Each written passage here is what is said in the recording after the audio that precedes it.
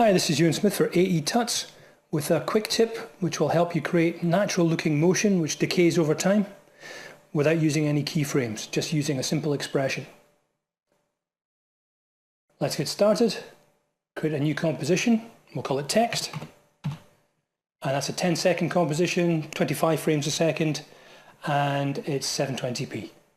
First thing we need to do is create some text. I'm using a font called Cheeseburger, which I downloaded for free off DaFont. And we'll say Jello. And let's center that.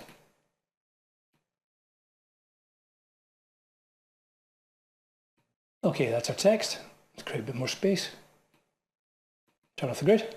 I want to make this text look a bit more interesting, add a bit of shine so it actually looks like Jello. And so first stage is to take this layer and duplicate it. So that's Control D or Apple D. And I'm going to call this dark. We'll create a dark core inside of the lettering to give it a bit of dimension. Take your blending mode, change it to multiply, go to Effect, Matte, Simple Choker, and we'll use this to bring in the edges a little, say 40 pixels. And then to make that a bit more subtle, go to Blur, Fast Blur, add a 10 pixel blur. That should soften it up. And it's a little bit too dark, so if you hit T on the keyboard, bring up your opacity, and let's drop that to 50%. We also need to add a little bit of shine. So I'm going to create a new solid. Doesn't matter what color. Then add a ramp. So generate ramp. And what we want to do is create some shine here, going from bright at the top to dark at the bottom. So we need to swap these colors around. Change your white to black. And change your black to white. And just to brighten things up a bit, we'll move the top point down so it's a little bit brighter. Let's rename this to ramp and set the blending mode to screen. Now select your pen tool and just create a kind of random curved line that cuts through the lettering. This will be our shine at the top. Complete the mask. And obviously we have some extra around the top here. We want to get rid of that. So take your initial text layer, duplicate it again, rename that to mask, and bring it up above your ramp layer and set the track matte to alpha. So we now have a bright top. And it's obviously a little bit too bright. So we'll go to ramp again, hit T on your keyboard, bring the opacity down to say 35%. And if you select your mask and apply another simple choker, and maybe 20 pixels, that gives us a fairly good looking shiny effect. Just to finish that off, if you go to your original layer, go down to the perspective effect and bevel alpha. Let's change that to 0 so the light's coming from the top. Make the edge thickness about 5 and bring the light intensity down to 0.2. So that's our lettering. Now we have to animate it. Create another new composition. And let's call this one animation. Same settings as before. Okay that. And bring your text comp into this comp. Let's create a background for this. So again, new solid. Color doesn't matter. Bring that to the bottom, call it background. And we'll apply a ramp to this as well. Generate ramp. And let's go for kind of bright yellow at the top. Something darker, kind of orangey at the bottom. And change that to a radial ramp. Just to make the text stand out a bit, you can apply a drop shadow effect. Move the distance up a bit, say 40 pixels. Again, light coming from the top. Maybe that's a bit too dark. And let's soften up a bit as well. Next stage is to apply the actual animation, and we're going to do this with an expression. So if you select your text layer and go to Effect, Distort, Warp down at the bottom. So that's probably going off your screen there, but warp right at the bottom.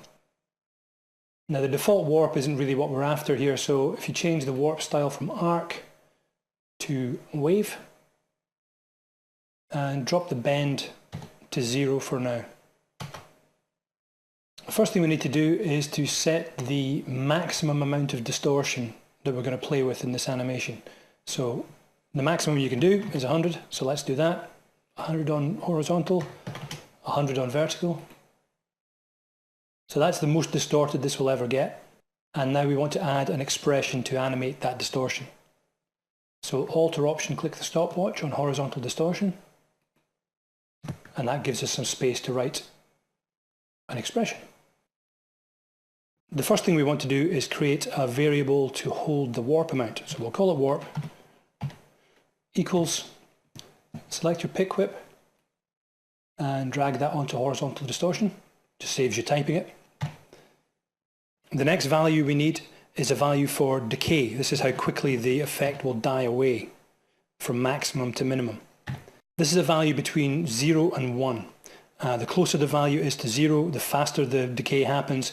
The closer the value is to 1, the longer it takes to die away. So if we choose 0.9, it's going to take a long time to die away, and that's the kind of effect we're after here. We've already set our start point, which is 100, and we want to die away to an end point, so let's call it end, and we'll call that 0, so no distortion at all. Now this is a time and frame based effect, so we need to know the actual length of a frame in this comp. Now we do that with a value called duration, and we set it equal to this comp dot frame duration. As we go through this expression, it'll become important to know what frame in the comp we're actually on. So we have to create a value for that as well. So current equals time, which is the time in the comp in seconds, divided by duration, which we've just set. That will give us the actual frame we're on, but we actually need it to be a whole number. This will give us some fractions, so we need to actually round this up. So math.round will give us a rounded number, parentheses, and close parentheses after. And we also need a holder for the amount of distortion we're applying. We'll set that to 0 for now. Let me just make a bit more space, we're going to need it.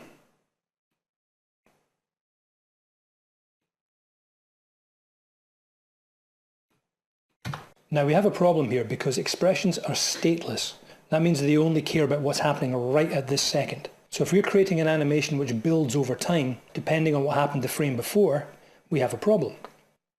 We're going to create a loop and loop through every frame of the movie up to and including the current frame and use that to build our value. So you create a loop by using this command, for. And then we have to create a variable so that we have a counter that runs through our loop. We'll call it f for frame, and we'll start at frame 1 of our movie. F equals 1, semicolon, f is less than or equal to the current frame, which we've already just worked out. And then we're going to go through the frames one at a time. So we have f plus plus. Plus plus in computer terms just adds 1. Then let's open a curly brace. Now we have to work out the values as they build from frame 1 of our movie. So I'm going to create a new variable. I'm going to call it difference. I'm going to set it equal to warp, which is the value we set right at the very start, minus our end value. So in other words, it's looking at the current value of warp and it's seeing the difference between that value and the one we want to end up on, which is 0 in this case. Semicolon.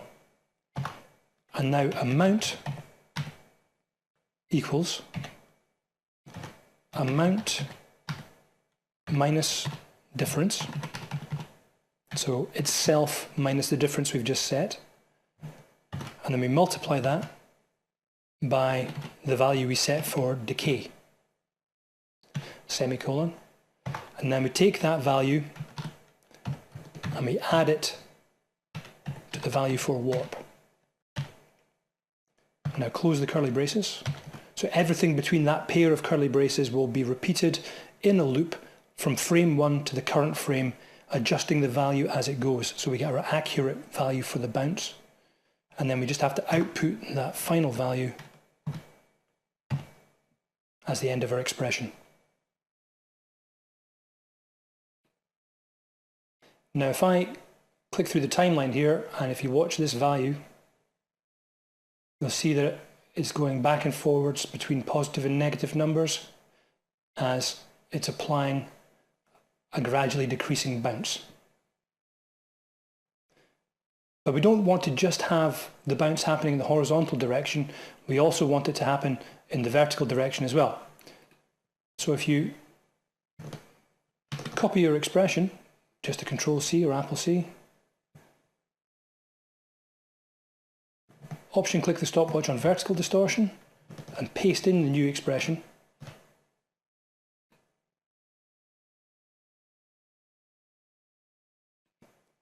So you can see it there. Now the one thing we have to change, because it's set to the horizontal distortion here, is to remove that and pick whip to vertical distortion. And if I create a quick RAM preview, and of course this expression doesn't just apply to the warp effect, basically all it's doing is outputting a number. And if you can use a number to control something in After Effects, then you can apply this expression to it as well. The world is your ostrich. I hope you enjoyed it, I hope you find it useful, and I'll see you again.